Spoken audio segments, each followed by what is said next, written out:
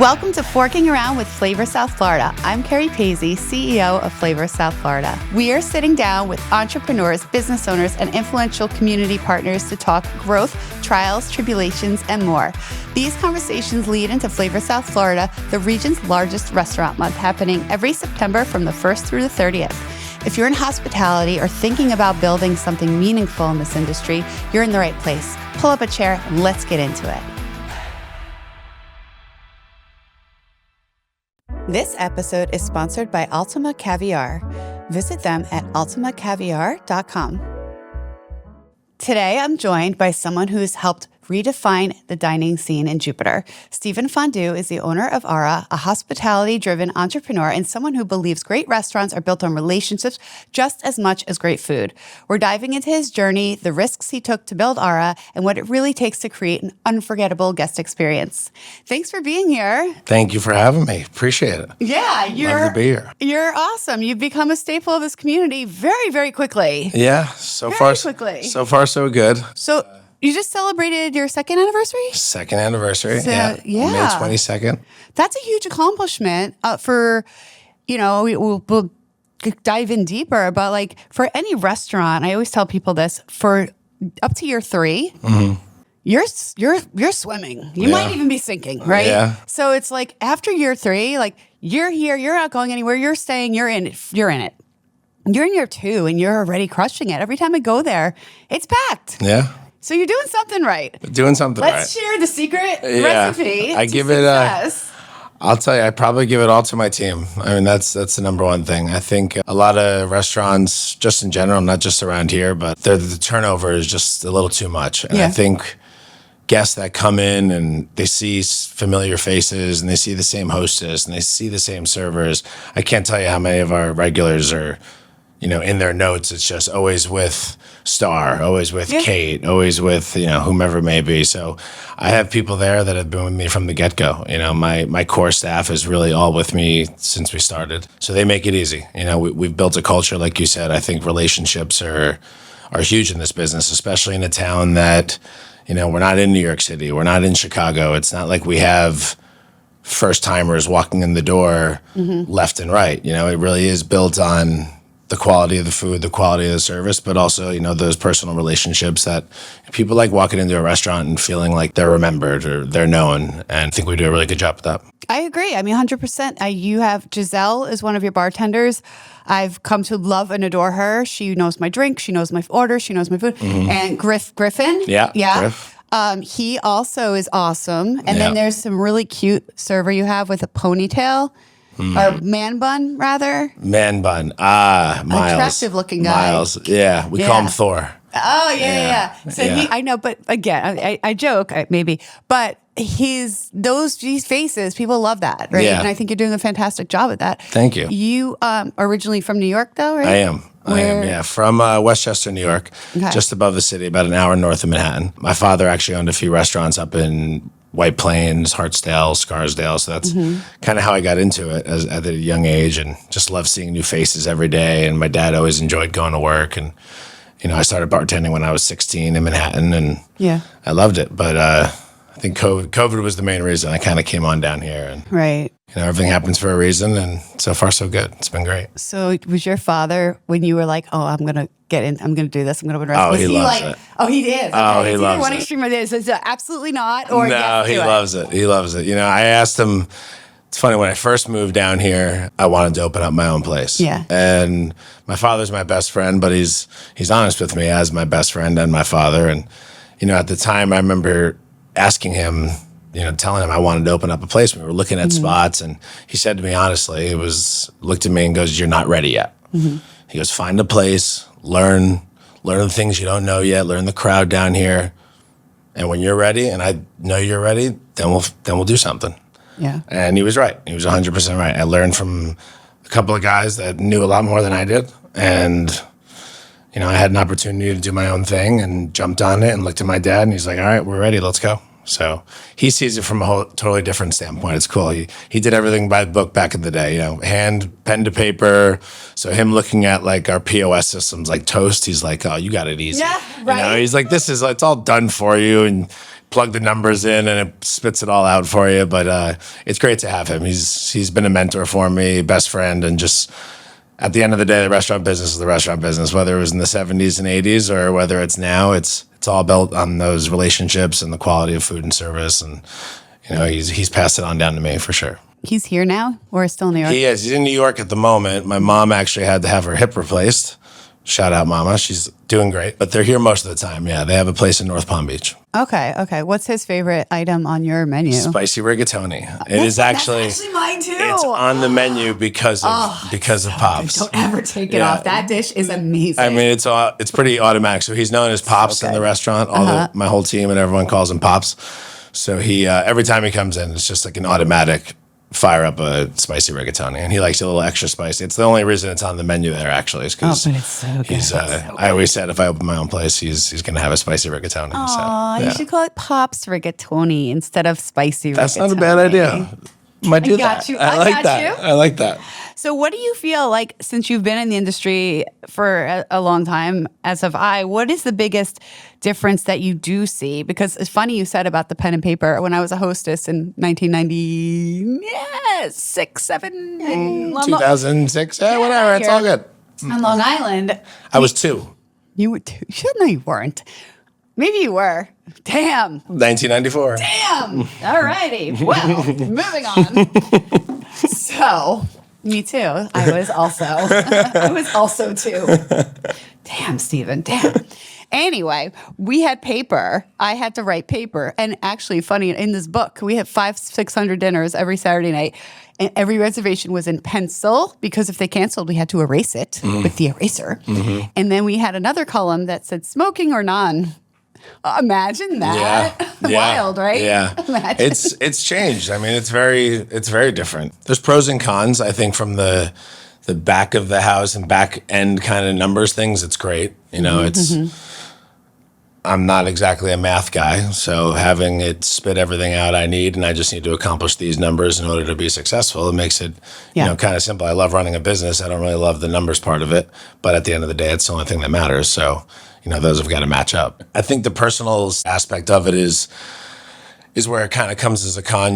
We use our toast tablets. Yeah. So I think the human interaction is, it depends on the server, and my best servers really know how to kind of use both at the same time without losing that, human eye-to-eye contact and interaction that you get with people. But, that thing becomes a priority. You need it to put the orders in. But do they do it? They hold their tablets tableside?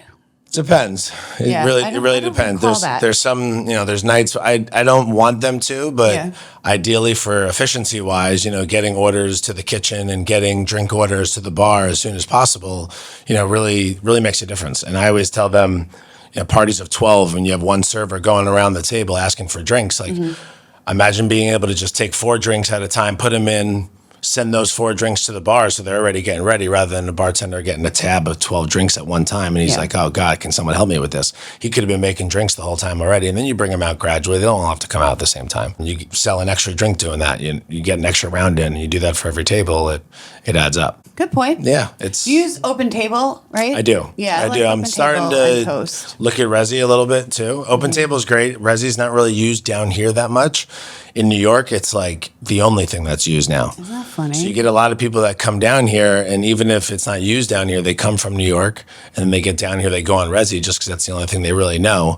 So if I have an account on there, it's like, okay, now people are going to see it. So unbiased, because when I started working at Capitol Grill 100 years ago, I was trained heavily on Open Table there. Mm-hmm. So I've always been an Open Table user. Open Table is a partner of Flavor. I love Open Table, yeah. They're a sponsor I of love Flavor. them. I love them. I honestly, unbiasedly think Open Table is really cool for me as a diner. I get points. I feel like it's user friendly. My app is like, whenever I'm traveling, it's like, check this out. We know you like this. I feel like it's really good.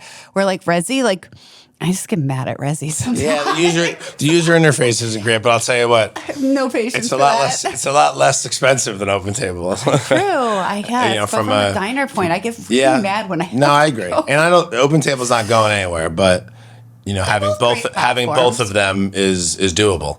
So that might, But come it's into so play as nice well. because those are actually marketing pieces too that you're, Toast has some great marketing pieces too for the restaurant as well. So, okay. So I want you to take me back to the moment that you heard Crosby Kitchen, formerly, Ara is formerly, we used to be Crosby Kitchen. I was there for just a small time. When you first found out that was available, what was going through your mind? Did you know your concept before you walked in the door? Did you walk in the door and then say, no, this is the concept? Like, how did that all come about? I know the exact moment. So my business partner, he was kind of my mentor through the whole thing, not my dad, but someone else. And he was going to be the guy that kind of purchased the commercial building. And we were going to work out a lease together, but he was going to be like my, my guy to get me going. And he was. And we were actually playing golf. We were I think we were playing at Banyan K at the time, was still Banyan K. Now it's Dutchman something. We were on the first hole, both in the middle of the fairway, surprisingly. And he gets a text message from the realtor who was selling that property. Okay. It was the first and only time in my life I've stepped off of a golf course. We literally turned around right away, got in our cars, drove right here. And right when I walked in the door, I remember looking at Frank and just being like, this is it. 100%, this is it. Concept-wise kind of came a little bit after. I knew that I wanted to do the level of and style of the place. I knew what I wanted, that 4.5 star kind of vibe.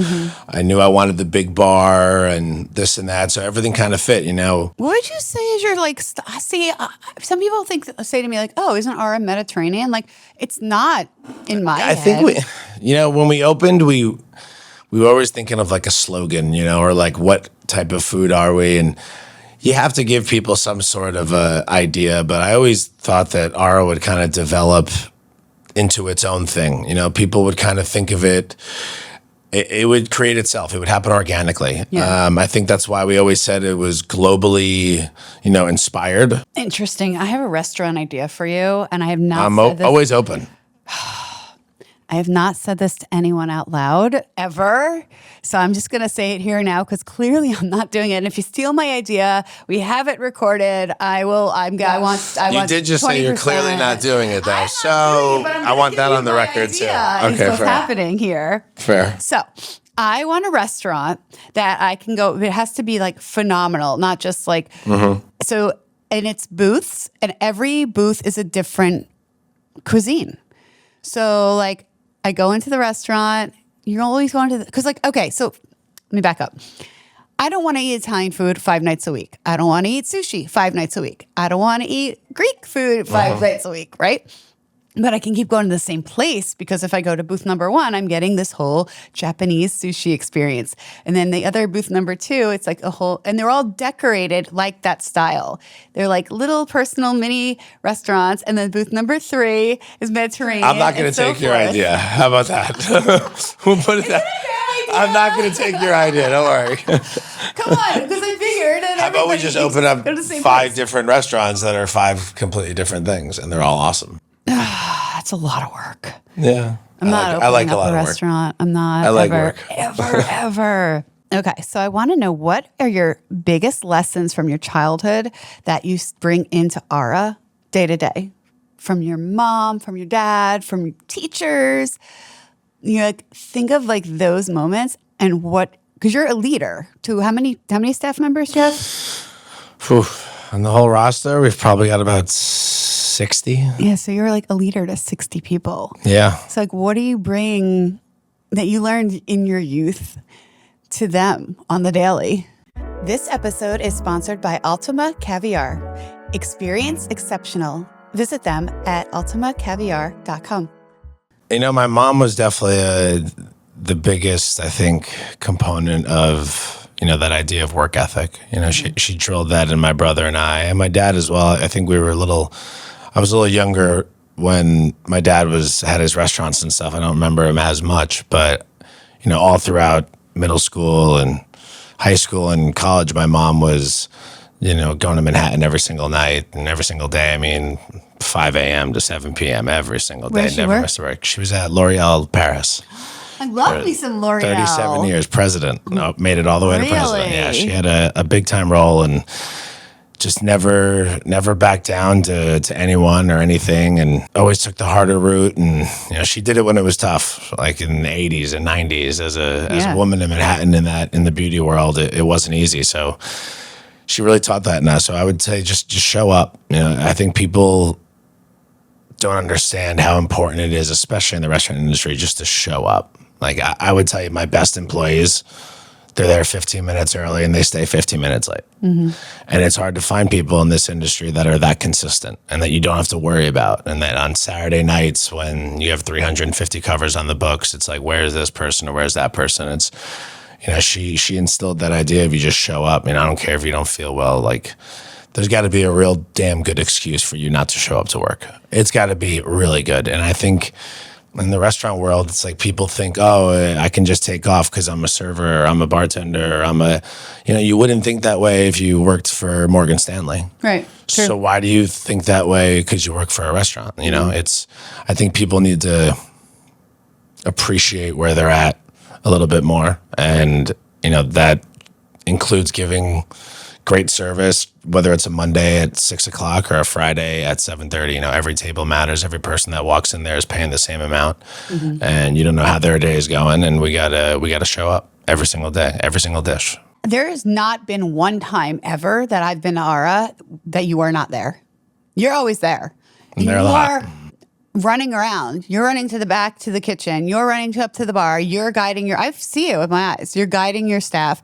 You're talking to your guests. You're at the tables. And I think that's very, very important. At least around here at our local restaurants, I find from what I notice that the restaurants where the chefs, owners, and or managers are extremely present and table touching, they're the ones that are really doing a really great job. Yeah. And another person I'll commend to that was Tavolina. Mike's always out at the tables. Always. But every he's table. Slammed. And Aura is still slammed right now. You're both slammed right now. And it's off season in South Florida. So there's something to be said about that. Yeah, I feel like I think so. That's important because we love what we do. You got to love what you do.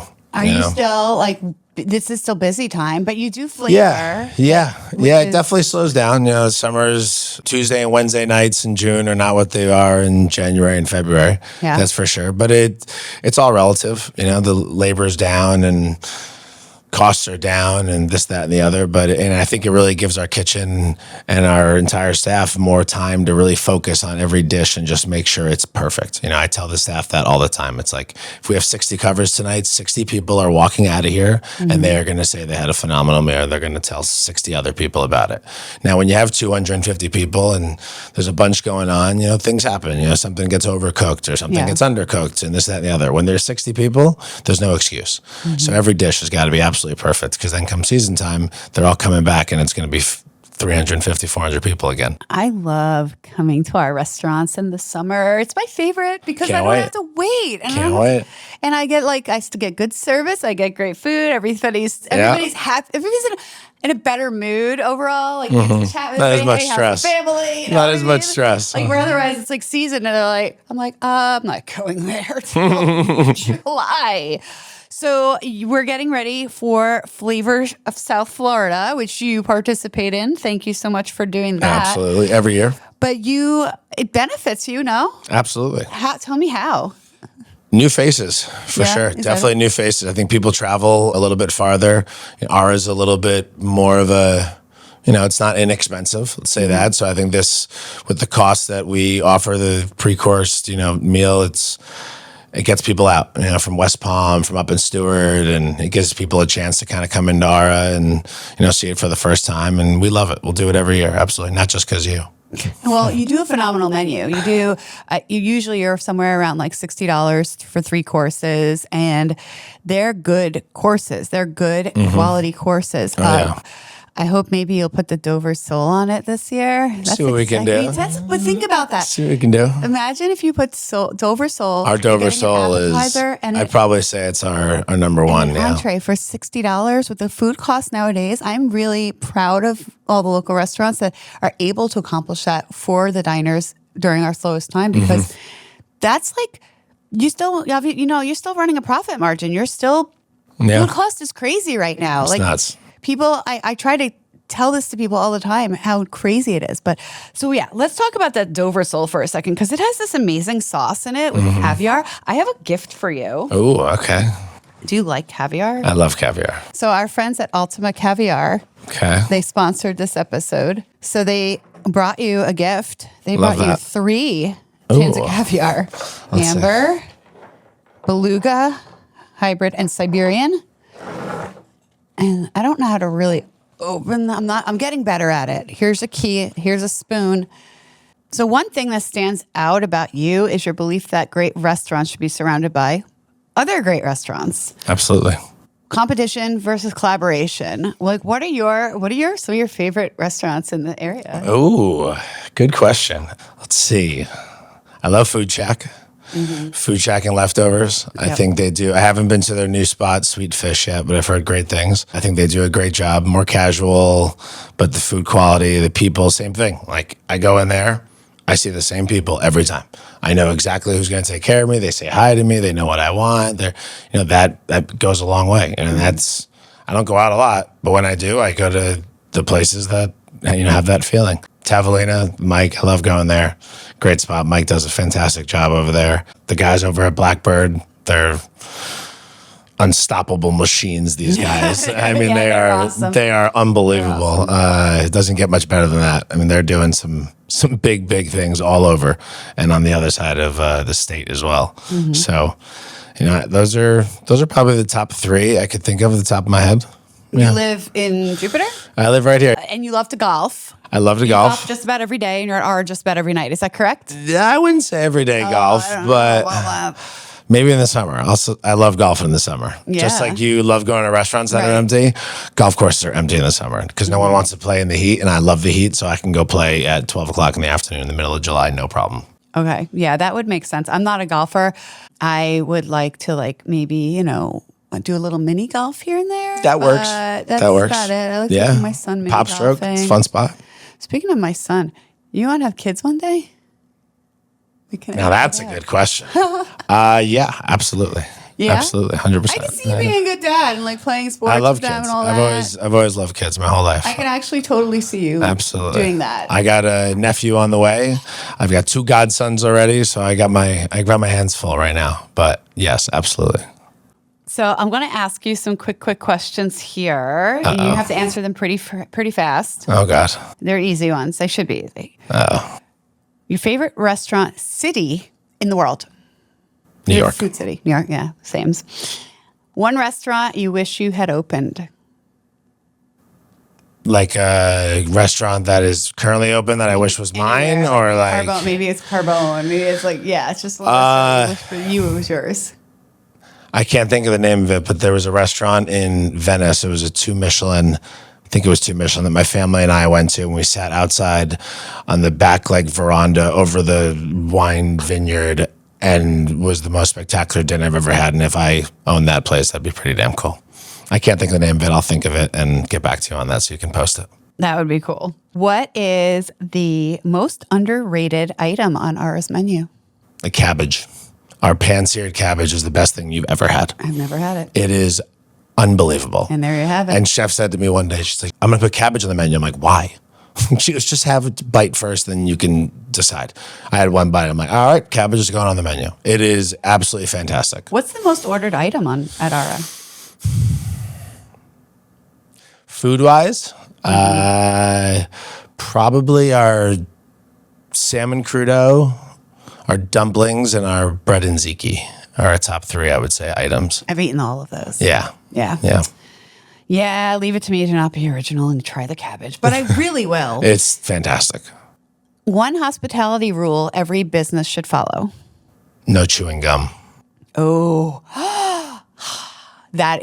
I'm 100% on board with this. I literally fired somebody once over that. My team knows that I did. I don't go crazy at all. Usually, I'm an easygoing boss, but there are a couple of things that get me going. And if I catch you with gum, it's not good. Me too. I can't do it. Oh my drives me gosh, nuts. that's hilarious Yeah. because they were like, oh my God, she's such a bitch. And I'm like, I'm not a bitch. that's bad. I told you to go home because I told no you one 3 should ever times to chew get gum the ever. Gum out of your mouth. No one should ever chew gum ever. Unless you're in your car for like 5 minutes and there's no one around before you go in somewhere. Like you look like a cow. You can't, gum should not be legal in 50 states. I'm cringing so hard right now. You don't understand the cringe you No, just gave I me. got you. That's from my dad too. That's a Pops thing. He hates gum. That's a thing. I have all of the icebreaker mints all the time. Yeah, that's okay. No gum. No gum. No gum. No gum. Oh, glad we got that taken care of here. What is your favorite cocktail after a long shift?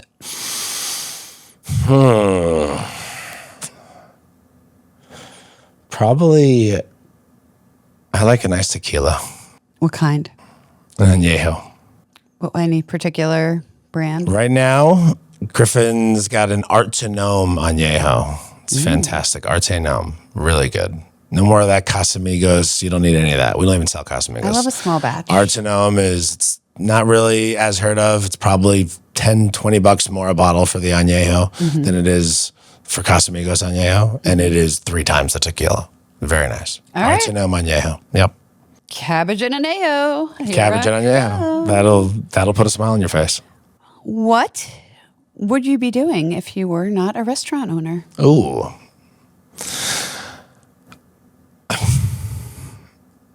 Something else I'd love to do. I don't know if I would do it because I don't know how well it would take care of a family. But the other thing I love doing besides owning a restaurant was coaching. I loved coaching.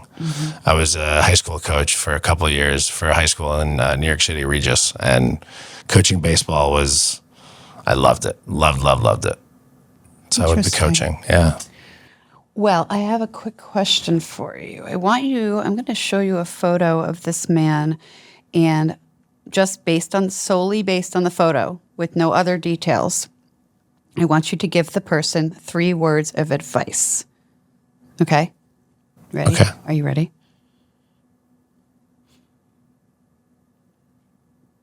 Who's that guy? That's me. How old are you there? I was definitely obviously in college. It was my junior year, maybe. What would you tell him? Keep working hard. Look at that kid. Yeah. That kid. That was my junior year of college. Maybe Oh my my senior year. goodness. Yeah, what was that say, 2016? Yeah. Yeah, it was my senior year then. 10 years. This is 10 years old. Yeah, You 10 believe years it? old. Think about all you've done in those 10 years, It's pretty cool. right? I like that. That was good. Wild times. Yeah. Amen. Those were good times. Whew. Those were fun. All right. I guess we'll wrap it up to ask, do you have any desires to open up another restaurant? And Absolutely. If so, where, when, and would it be another Aura? Absolutely open up another place. Couldn't give you an exact answer on that. Would it be another Aura? I would open up another Aura. Not really anywhere around here, I don't think. I have other concepts in my head that I think I would open before I opened another Aura. I want to stay around here, ideally. Jupiter, maybe north up to Stewart or Hope Sound, maybe a little south, maybe out west. There's a lot going over out in Avenir or Panther and south of PGA Boulevard. There's no restaurants out there, and it's very densely populated. Traffic's nuts. I think Thirsty Turtle does like $7 million out there or something like that. Yeah. Because there's no other place around besides Thirsty Turtle. It's the closest restaurant to all those homes.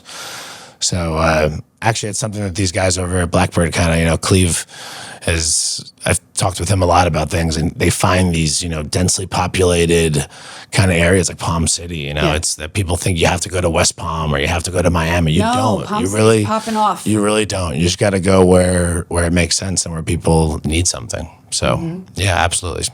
I highly recommend you go to Palm City. I think that's a great spot for a restaurant.